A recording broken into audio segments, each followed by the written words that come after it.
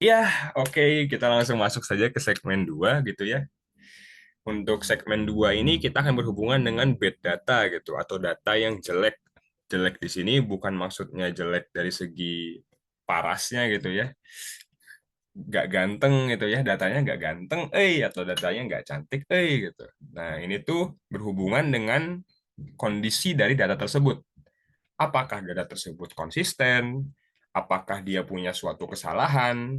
Apakah ada data yang tidak make sense? Kayak misalnya contoh, kalian punya data nih, data nama orang, tiba-tiba di data nama orang tersebut ada nama kota gitu. Ya kalau mungkin namanya Muhammad Jakarta gitu ya, is okay gitu. Cuman kalau secara naluri kan kita akan menganggap, wah ada yang nggak beres nih, kenapa tiba-tiba ada orang namanya Jakarta gitu.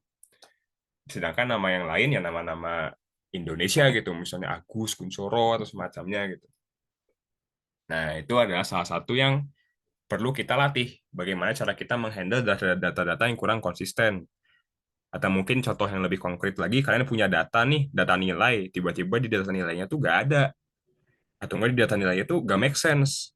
Ini skala nilainya 0 sampai 1, tapi kok dia dapat nilainya 100 gitu. Kan bingung gitu. Nah, di sini mungkin ada beberapa contoh data yang kurang baik, kurang baik. Nah, di sini kalian sebenarnya bisa melihat ada beberapa data yang kurang baik gitu. Maksudnya kurang baik ini datanya tuh bukan bukan datanya yang rajin menabung, data yang baik itu bukan data yang rajin menabung dan lain-lain gitu ya. Yang bisa dilihat dari datanya ini, lihat satu, ada nama duplikat. Bukan namanya aja, semua datanya duplikat. Ini adalah contoh data yang tidak baik. Kenapa? Karena itu akan mempengaruhi perhitungan kita. Mungkin dalam konteks statistik, dia akan mempengaruhi nilai median, dan modus kita gitu. Kayak misalnya contoh dalam data ini, modusnya bakalan A biasa. Kenapa? Karena dia ada dua. Gitu. Itu satu, salah satu datanya. Yang kedua, NA. Mungkin kalian akan kenal dengan NA, atau NaN, atau INF, atau semacamnya. Itu adalah beberapa notasi di R, yang ada juga di modul satu gitu ya. Dibahas. Kalau misalnya inf, biasanya itu berhubungan dengan datanya itu nilainya infinity, tak hingga. Terus kalau misalnya untuk nama atau angka, biasanya NA itu not available atau not a number. Nah, itu bisa salah satu data yang tidak tidak baik gitu. Kenapa? Karena akan mempengaruhi analisis kalian. Kalau misalnya kalian ngitung rata-rata, jumlahnya ada 5, terus tiba-tiba ada data kosong, gimana cara ngitungnya gitu. Atau nanti pasti kalian punya 4 data, tapi dibagi sama 5 gitu. Bisa rata-rata dari 5 data, kalian punyanya 4 data. Kenapa? Karena salah satunya NA. Nah, itu akan mempengaruhi hasil kalian kan. Datanya mungkin tiba-tiba jomplang, jauh, dan semacamnya gitu. Nah, itu adalah salah satu data yang kurang baik. Tidak make sense, datanya kosong, datanya duplikat. Itu adalah data-data yang akan kalian temukan gitu. Apalagi memang datanya bukan data bersih. Nah, maksudnya bersih-bersih data di sini ya kita menghandle data tersebut, bukan datanya disapu, dimandiin, enggak, datanya dibersihkan dengan cara menghilangkan bad data tadi gitu. Nah, ini mungkin kembali lagi gitu ya. Di Twitter handle tuh ada invalid handle nih kayak gini gitu. Ah, ini invalid cuy. Nah, Banyu juga double nih. Wah, ini nggak make sense coy. Nah, tadi kalau misalnya kita lihat dari awal kan sentimen mahasiswa tuh range-nya dari -1 sampai 1 nih. Kok ada 9999? Wah, sentimennya positif banget cuy. Nggak mungkin gitu. Nah, kita harus bisa menangkap pola-pola seperti itu gitu dalam melihat datanya. Kalau misalnya datanya banyak, kalian mungkin nggak mungkin ngecek satu-satu dong. Ya kalau gini kalian bisa ngecek kan. Nah, tapi bagaimana cara menanganinya? Kalian bisa menanganinya dengan pemahaman yang akan diterapkan di R, yaitu seperti ini. Mohon maaf. Nah, penanganan data duplikat. Tadi kan ada banyak tuh yang duplikat nih. Nah, bagaimana cara menggunakan data duplikat? Kita bisa menggunakan unique, fungsi unique atau unik. Nah, di mana dia akan mengambil baris-baris yang unik dari data sentimennya. Misalnya contoh saya punya data sentimen ini. Bisa dilihat baris 1 dan baris 2 datanya sama dong. Tapi dengan menggunakan fungsi unik, dia akan menghilangkan data yang tadi. Karena dia akan mengambil data-data yang unik, yang berbeda. Dalam kasus ini berbeda dalam tiap kolomnya. Jadi kalau misalnya kita lihat Banyu nih, Banyu kan namanya duplikat. Tapi kalau konteks ini, Banyu tetap ada. Karena dia akan melihat keseluruhan kolomnya gitu, tiap kolomnya. Kalau tiap kolomnya sama, baru dia hapus data tersebut. Nah, tapi Kak, kalau misalnya kayak kasusnya Banyu nih, si Banyu kan suram nih, dia cuma di nama doang yang sama. Nah, ada salah satu cara yang bisa kita implementasikan dengan menggunakan, oh sorry, dengan menggunakan ini, library, library DPLYR. Ini adalah library yang bisa kalian gunakan untuk analisis data. Tapi mungkin sebelum itu, aku mau ngejelasin dulu nih, Kak, kok di data unik ada parameter from last. From last itu apa, Kak? Nah, bedanya dia akan melakukan pencarian unik ini, dia akan ngebandingin nih caranya tuh. Dia ngambil baris satu, dia ngebandingin sama 2 3 4 5 6 seterusnya. Terus dia ngambil dua, bandingin ke sama 1 3 4 5 dan seterusnya. Kalau from last ya kamu tulis false, dia bakalan ngelakuin perbandingannya itu dari atas, dari baris pertama. Tapi kalau kalian ngambilnya dari bawah, kalian tinggal tulis saja from last-nya true. Dia bakal ngebandinginnya dari data paling bawah, dari Banyu ini gitu. Itu bedanya. Hasilnya gimana, Kak? Ya sama. Gak ada bedanya toh. Iya toh? Mantul. Nah, oke, mungkin kita masuk ke data kayak Banyu nih. Kak Banyu kan ini Kak, ada dua Kak. Tapi dia cuma duanya di nama. Nah, kita harus menggunakan pemahaman library, namanya library DPLYR. Library ini itu digunakan untuk manipulasi data sama data subsetting dan banyak fungsinya lah. Kalau misalnya kalian kenal dengan bahasa Python, di Python tuh ada yang namanya pandas kan. Nah, secara umum mungkin aku bisa nganalogiin DPLYR ini adalah semacam pandasnya R lah gitu. Ya, mohon maaf. Nah, kalau misalnya kira-kira kita mau ngambil nama yang sama, kita tinggal ambil aja nih data sentimen. Ini tuh artinya dia bakalan nerapin fungsi yang ada di sini, fungsi dari si DPLYR-nya. Si persen strip persen ini tuh adalah fungsi yang nerapin fungsi ini ke data frame ini gitu. Secara umumnya dia kayak gitu. Data bersih kita buat variabel dan kalau ditunjukin, wah si Banyu jadi ini coy. Yang invalid handle jadi hilang coy. Gitu. Nah, Kak, kenapa ini ada keep all? Keep all ini apa, Kak? Simpan semuanya, simpan semua kenangan bersama dia gitu, Kak, atau gimana gitu. Nah, keep all ini itu fokusnya terhadap nyimpan datanya. Seperti yang kita tahu, kita hanya melakukan filtering nama saja, kolom nama saja. Tapi kita mau nge-keep data yang lainnya juga dong. Kalau misalnya kita cuma nulis namanya doang, nanti data-data ini hilang semua. Makanya keep all-nya kita terukan. Mungkin di bawah kamu bisa lihat, kalau misalnya kita menggunakan data seperti ini, dan keep all-nya kita tulis false, dia bakalan ngambil yang data namanya aja, data sisanya dihapus semua. Ya, mungkin untuk kasus ini yang lebih baiknya adalah menggunakan true untuk keep all-nya, atau kita aktifkan. Jadi dia bakal nyimpen semua datanya. Ya, mungkin akan ada kasus di mana kamu bisa melakukan ini. Seperti itu. Itu untuk duplikat-duplikat. Baik itu duplikat secara semua barisnya, ataupun duplikat per barisnya. Ya, mohon maaf. Ya mungkin akan ada banyak cara gitu ya untuk melakukan perubahan duplikasi yang bisa kalian cek and recheck juga gitu ya di luar modul, di luar video ini gitu. Karena memang dalam pemrograman itu banyak jalan menuju Roma gitu. Banyak cara macam-macam untuk mendapatkan hasil yang sama. Jadi kalian semoga kalian bisa ngulik-ngulik gitu ya, penasaran gitu ya dengan cara-cara lainnya gitu.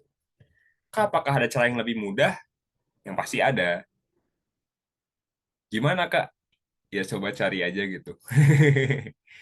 Cari cara di Google kah atau di buku bacaan literatur. Karena kembali lagi banyak jalan menuju Roma gitu. Ini adalah jalan-jalan atau cara-cara yang biasa saya gunakan. Kalau kalian menemukan cara yang lebih bagus, lebih efektif, itu bagus, sangat baik. Gitu. Oke, mungkin kita bisa lanjut ke missing data. Missing data ini bukan artinya dia kangen ya, anjay. Mohon maaf. Missing data ini bukan artinya dia eh, eh, hilang ya, maksudnya hilang diculik atau gimana gitu. Missing data ini maksudnya dia hilang gitu, nggak ada dan bisa dibilang tidak didefinisikan. Ya kalau datanya nol, ya sebenarnya datanya tuh ada, tapi nilainya nol. Mohon maaf. Nah, tapi kalau datanya NA atau not available atau not a number, gimana mau nol, datanya aja nggak ada gitu.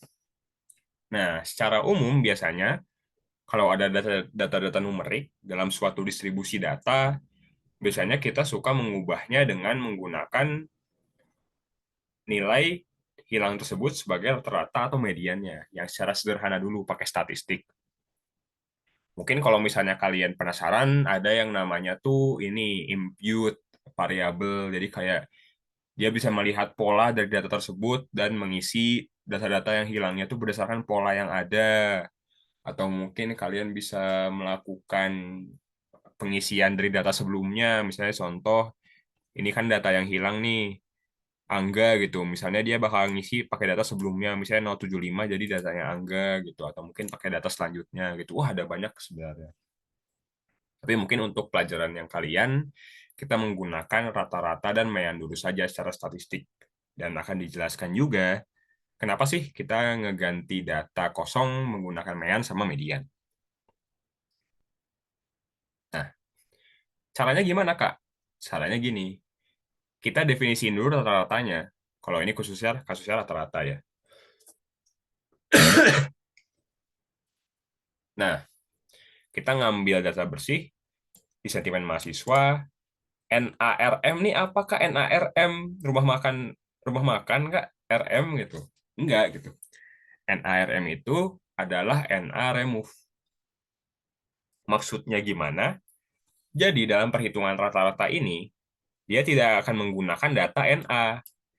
Jadi dia akan ngitung ini, pakai ini. Oh ada NA nih, skip aja, dude. Soalnya NA gitu. Lalu lanjut. Dan dia akan menggunakan data yang selain NA tadi. Gitu. Makanya kalau untuk handling missing data, kalau bisa NARM-nya ditruekan agar dia tidak menggunakan data yang kosong, biar perhitungannya sesuai secara statistik.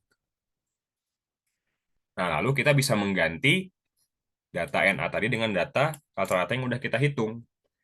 Kita punya data frame data bersih, sentimen mahasiswa, kita ganti dengan if-else conditioning. Nah, if-else conditioning ini juga fungsi untuk berhubungan dengan if-else-nya. Misalnya contoh nih, bentuk umumnya tuh adalah kondisinya yang ingin kita cek. Kalau true, dia akan mengisi ini. Kalau false, dia akan mengisi ini. Dalam kasus ini, kondisinya is NA. Is NA itu dia mau ngecek di baris tertentu di kolom sentimen mahasiswa di data frame data bersih NA enggak, is NA enggak, atau nilainya NA enggak. Nah, kalau nilainya NA, dia bakal ngebalikin true. Dan kalau true, dia akan mengaktifasi yang ini. Jadi dia akan nge-replace datanya dengan data rata-rata. Tapi kalau false, dia akan menggunakan data originalnya dia. Seperti itu. Nah, kalau kita lihat, tadi kan yang NA tuh Angga sama Agung. Nah, Angga sama Agung udah diisi nih sama nilai rata-ratanya. Yaitu rata-ratanya 0,14 sekian. Gitu. Kalau misalnya median, sama. Tinggal kita ganti aja jadi median. Mohon maaf. Jadi median. Seperti itu. Kalau di sini mediannya kan 0,36. Nah, Kak, kenapa sih kita harus pakai median, harus pakai mean? Terus kapan kita harus pakai median, kapan kita harus pakai mean? Terus fungsinya ngapain sih? Kita mean median, mean median, kenapa nggak ganti aja pakai angka yang kita mau kayak 0 gitu? Atau mungkin 100 gitu, atau gimana? Nah, nanti mungkin ini aku sedikit condong ke statistik sebentar gitu ya. Ada yang hubungannya sama distribusi datanya. Nah, kadang-kadang kita punya data yang memiliki kecondongan. Condong kiri kah, condong kanan kah, atau condong negatif kah, condong positif kah. Kita akan selalu berharap data itu distribusinya kayak ini, zero skew. Kalau misalnya kalian coba di statistik, ada yang namanya distribusi normal atau Gaussian, di mana nilai mean, mode, dan mediannya itu sama. Nah, itu adalah data yang bagus dan baik dari segi distribusinya. Tapi dalam kehidupan nyata, distribusinya nggak bakal kayak gitu semua, coy. Akan ada yang condong ke kiri sama condong ke kanan. Kayak misalnya contoh nilai ujian gitu, karena ujiannya mudah, jadinya dia negatif skew. Nilainya jadi tinggi-tinggi, pada condong ke kanan semua nilainya. Kayak misalnya contoh ujian fisika dasar gitu. Aduh, susah, susah, sulit. Jadinya nilainya pada condong ke kiri semua. Positif skew, condongnya ke kiri kanan gitu, atau semacamnya gitu. Itu menyesuaikan. Nah, kalau misalnya dalam distribusi data yang punya skew atau kecondongan, dia itu harus menggunakan handling data yang berbeda. Kayak misalnya contoh di bawah, kalau misalnya distribusinya sama nih, mean, median, mode, ya kita pakai aja data mean atau data mediannya. Kalau distribusinya kurang lebih normal. Kenapa? Karena nggak beda jauh mean sama mediannya. Nah, tapi kalau misalnya kalian lihat di grafik, nah ini kan di tengah nih. Tapi kalau kasusnya ada skew, meannya jadi kegeser juga. Nggak deket puncaknya, coy. Nggak merepresentasikan data tengah-tengahnya. Karena kenapa kita mau mengganti data kosong pakai data mean sama median ini? Karena kita mau ngeganti data yang kosong itu dengan data yang secara statistik itu tidak mengubah distribusinya. Kayak misalnya contoh, kalian punya data ini, distribusinya kayak gini nih. Tapi kalian punya data kosong, terus kalian ganti jadi 0. Lah, nanti distribusinya jadi gini dong. Jadi condong ke kiri dong. Kan kalau misalnya kayak gitu ngerubah distribusi toh. Ngerubah distribusi sama aja kayak ngerubah datanya. Nanti interpretasi yang kalian terapkan juga akan berbeda gitu. Oleh karena itu kita mau mencari suatu data secara statistik yang sebenarnya tuh nggak ngaruh banget ke distribusinya. Makanya kita bisa menggunakan mean dan median. Untuk kasus yang distribusinya kurang lebih normal, kita bisa menggunakan ya mean. Median pun iya nggak apa-apa, karena nilai mean mode sama meannya pun sama. Nilai mode mean sama mediannya pun sama. Tapi untuk kasus kayak ini, yang negatif skew sama positif skew, nilai-nilai ekstrim di kiri, ekstrim di kanan, atau outlier istilahnya, data yang ada di luar dari distribusinya, kita menggunakan data median. Karena memberikan gambaran yang representatif dari nilai tengah datanya. Kalau misalnya lihat di data ininya kan, median di tengah-tengah nih. Nah, itu kenapa kita harus pandai juga kapan menggunakan mean median di distribusi data apa aja. Ini mungkin buat contoh nih, data sentimen yang tadi, aku hilangin data yang 99-nya, mohon maaf, terus aku plot dan ngeganti datanya itu pakai data yang, kalau ini dipakai data average sama data median. Ini kalau pakai average bisa kalian lihat distribusinya kurang lebih sama kan ya, tidak mengubah ini datanya gitu. Ya mungkin ini datanya terlalu dikit gitu ya, cuma 20. Tapi nanti kalau misalnya kalian punya data yang banyak kan akan kelihatan gambar kayak gini. Distribusi seperti ini. Dan kalian bisa melihat, oh kapan saya harus pakai mean, kapan saya harus pakai median. Ya mungkin kalau dari data ini sebenarnya kita bisa lihat, sebenarnya agak condong ke kanan sih ya, sedikit banget condong ke kanan. Berarti secara umum kita bisa menggunakan nilai mediannya gitu, bukan nilai meannya. Ini yang menggunakan nilai rata-ratanya atau meannya. Ya itu kembali lagi menyesuaikan dengan distribusinya gitu. Tapi kalau misalnya kira-kira kalian nggak yakin, kalian bisa gunakan dua-duanya, terus kalian bandingkan. Mana yang sangat mempengaruhi distribusinya, mana yang nggak terlalu mempengaruhi distribusinya. Ingat, kalian ingin yang tidak terlalu mempengaruhi. Gitu ya. Oh ya, ini library ggplot 2 nanti bakalan kalian pakai, cuma bukan di modul ini, tapi ini aku gunakan sekarang untuk visualisasi aja gitu ya. Tapi nanti kalian akan menggunakan ggplot ini di modul-modul selanjutnya. Jadi tunggu aja tanggal mainnya. Oke. Nah, bad data lainnya. Bad data lainnya adalah, kalau dalam kasus ini adalah data-data yang tidak make sense. Data yang tidak make sense ini maksudnya gimana? Data tidak make sense ini adalah data yang gak make sense, di luar akal, di luar nalar coy gitu maksudnya. Nah, kalau misalnya contoh nih, aku buat data yang gak make sense ya. Aku langsung ngeganti aja nih data yang tadi. Kenapa sih kalau pas yang ini aku ngehilangin dulu yang 99-nya? Nah, itu kan data yang nggak make sense kan?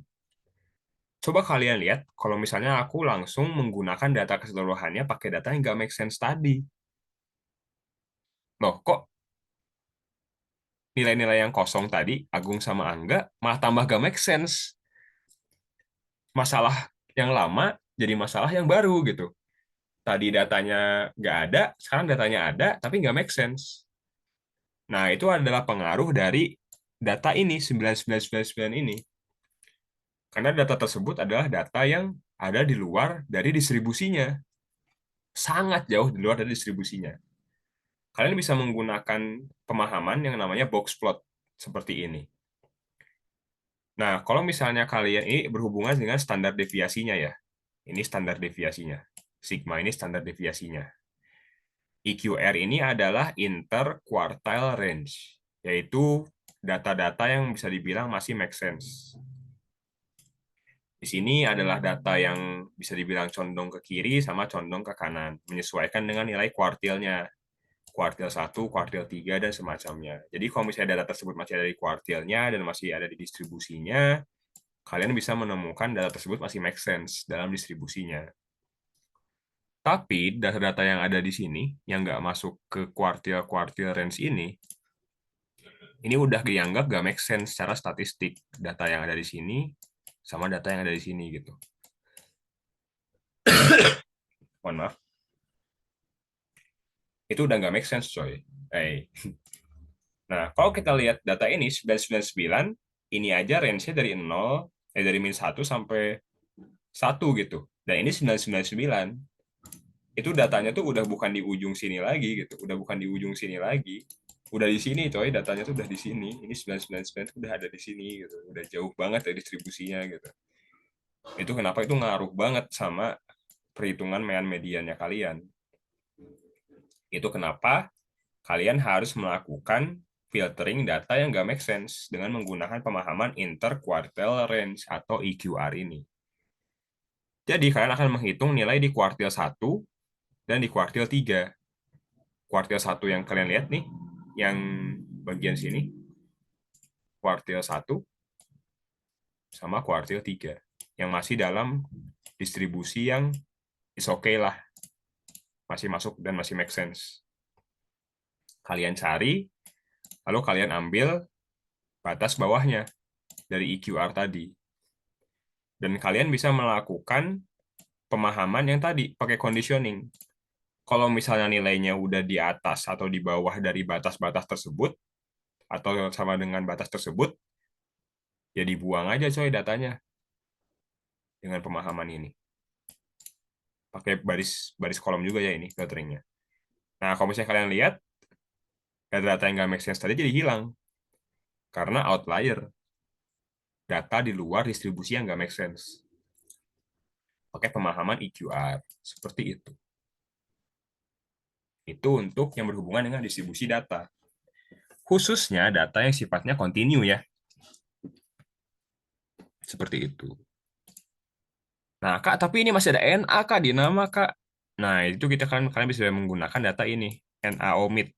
Kalau NA omit ini khusus buat ngehilangin data yang berhubungan dengan